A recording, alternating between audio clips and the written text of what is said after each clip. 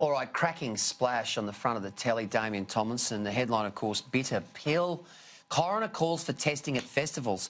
An exclusive here by Mark Morrie, the crime editor, long-time crime editor at the telly. Drug users would be free to test pills at music festivals, and police body searches and sniffer dogs would be scrapped under controversial draft recommendations by the New South Wales coroner. Harnett Graham's report follows an extensive inquest into the drug-related deaths of 6 young people at New South Wales music festivals and puts the coroner on a collision course with the state government, which has ruled out pill testings. Now, I've got to say, Damien, when I hosted Gleeso's News Talk over summer, this was the biggest story over summer. This was the biggest story over summer. Pill testing, kids were dying. There was a massive debate and, you know, there were pros and cons on each side. The coroner, this is a very bold and controversial move.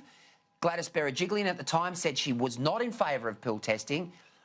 But for the coroner, the New South Wales coroner, to come out with a very strongly worded recommendation that pill testing should occur and that sniffer dogs should not be there, this is a big, big story, Damien.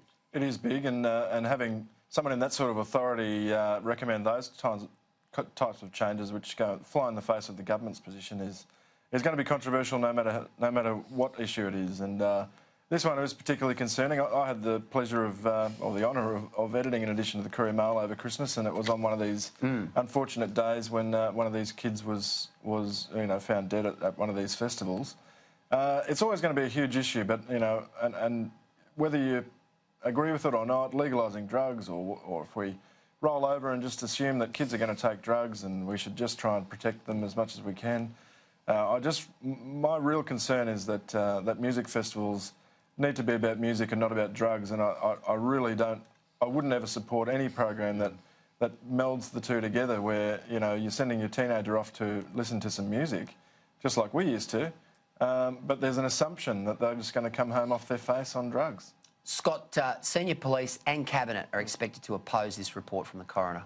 And so they should. Look, what the coroner is basically saying, we don't want to have a pill-free festivals, we want to have a police-free festivals. And look, and I can understand potentially why the coroner might say that, because if you think that the coroner's aim is to say, how can we ensure that no one dies because they take a bad pill?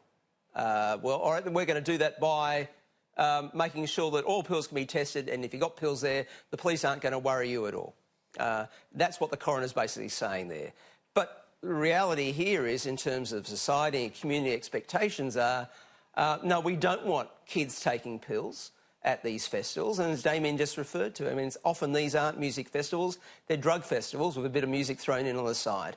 I think it's right that Berejiklian cabinet, and I suspect the opposition in New South Wales also, will reject these findings and these recommendations of the coroner.